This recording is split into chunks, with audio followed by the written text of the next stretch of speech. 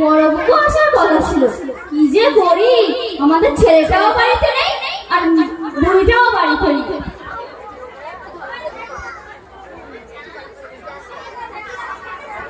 আসসালামু আলাইকুম সিমরান, কেমন আছিস? ভালো আছি, কিন্তু আবার কিন্তু কেন, কেমন হয়েছে? কি আর বলবো বড় বউ, ছেলেটা কোথা থেকে একটা অলক্ষণী নিয়ে নিয়ে এসছে। যেই দিন থেকে অলক্ষণী নিয়ে আমার বাস্তবে পা রেখেছে, আমার ডিম পানা বড় আর হাসাটা গেল মরে। বোন আজকে বল, পাশের রুমে তোর বৌমা আছে, যদি শুনতে পাই তাহলে তোর আর উপায় রাখবে না। যেমন মিষ্টি মিষ্টি বাণী, তেমনই চোখে আগুনের ফুল ঝুড়ি ঝরতে থাকে। ও যদি শুনতে পাই তো তা আমি শাশুড়ি হয়ে বৌমাকে দেখে ভয় পাবো? আমিও তৈরি আছি। ও যদি হয় কোনো, আমি হলাম মালাতে তুল। আর জানিস বড় কোনো, ওর বাবার যেটুকুনি পুঁজি রেখে গেছে ওই ডাইনি সম্পূর্ণ শেষ করে দিয়েছে। আমি পুঁজি করার জন্য 1 লক্ষ টাকা লোন তুলে দিয়েছি, ওটুকুনি ডাইনি সম্পূর্ণ শেষ করে দিয়েছে। আর জানিস বড় কোনো, ছেলে একদিন আমাকে ডেকে বলছে ব্যবসাটা ঠিক ভালো চলছিল, কিন্তু যেদিন থেকে বিবাহ করলাম ব্যবসা শুধু লস হলো, লাভের মুখে দেখলাম না, ব্যবসা শুধু লস হলো। না রে বোন না, ওরা কোনো কথা বলিস না, কারণ রিজিক দেওয়ার মালিক হলো আল্লাহ। ব্যবসায় তো লাভ লাভ থাকবে, ব্যবসা করতে গেলে লাভ হবে আবার কখনো লস হবে। আল্লাহ যদি তোর ছেলের কপালে লাভ লেখা থাকে তাহলে তোর বৌমা ব্যবসায় লস করতে পারবে না।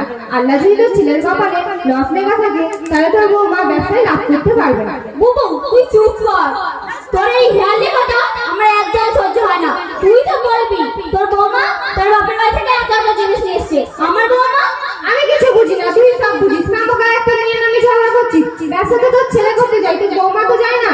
ব্যবসা তো তোর ছেলে করতে যায়, দেখ না তোর ছেলের মধ্যে কোনো দোষ গুণ আছে কিনা। তুই আমার ছেলের মধ্যে দোষ করিস? আমার ছেলের মতো ছেলে এই পাড়ায় একটা খুঁজে পাবি, আর মুখের ওপরে কথা বলে না। যদিও মাঝে সাঝে একটু মদ সিগারেট খায়, কিন্তু তুই আমার সোনার টুকরা ছেলেকে খারাপ বলিস? তুই রাগ করছিস কেন? তোর ছেলেকে কি আমি খারাপ কথা বলেছি? বাড়িতে ব্যবসাতে বরকত হয় সবার জন্য। বাড়ির মধ্যে টাকার মধ্যে কোনো খারাপ থাকলে তার ঠিক ব্যবসার মধ্যে পড়ে। কি আমার মধ্যে খারাপ আছে?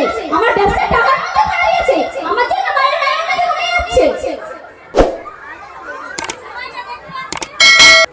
আরে তোমরা দুই বোন ঝগড়াঝাটি রাগারাগি করছো কেন? রাগারাগি ঝগড়াঝাটি করবো না।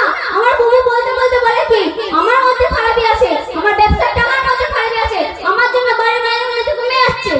তোমার বড় বউ তো ঠিক কথাই বলেছে। আমরা তো এবারেতে বাস করি, তো তোমাকে ভালোভাবেই চিনি। তুমি কত বড় সুদখোর, কত বড় কৃপণ, কত ফকির তোমাদের বাড়িতে আসে। তাহলে চাল দেওয়া তো দূরের কথা, তাহলে ছোট বড় কথা বলে বাড়ি থেকে বার করে দাও, নাহলে নিজে কোনো বাহানা বানিয়ে ঘর থেকে বের হয়ে যাও। কত মসজিদ মাদ্রাসা থেকে লোক আসে, তাহলে পয়সা পয়সা সত্ত্বেও বলো পয়সা নেই। এদিকে বলছো পয়সা নেই, আর সোমবার আসলে লোন দেওয়ার জন্য ছুটি করো। তুমি কি জানো না আল্লাহ তাআলা বলেছেন মুশাতিনে উম্মতে মুহাম্মাদি ফাকিরগণ কোথায়? তখন সমস্ত ফকিরগণ এক জায়গায় জড়ো হবে। তখন আল্লাহ তাআলা তাদের বলবেন যে সমস্ত লোক তোমাদের এক মুঠো চাল ও 2 মুঠো ভাত দিয়েছিল, তাদেরকে নিয়ে জান্নাতে চলে যাও। আরো বলবো তুমি কত বড় সুদখোর, লোনের টাকা দিয়ে ঘর করেছো, লোনের টাকা দিয়ে ছেলে বিবাহ দিয়েছো, আবার শুনছি লোনের টাকা দিয়ে ছেলে ব্যবসাতেও দিচ্ছ। ছি লজ্জা করে না? দীর্ঘ 40 বছর হয়ে গেছে তুমি এ পাড়ার বড় হয়ে এসেছো, কোনোদিন ফজরে ওযু করে ফজরের নামাজ আদায় করতে দেখিনি, ছেলে ব্যবসার জন্য দোয়া করতে দেখিনি।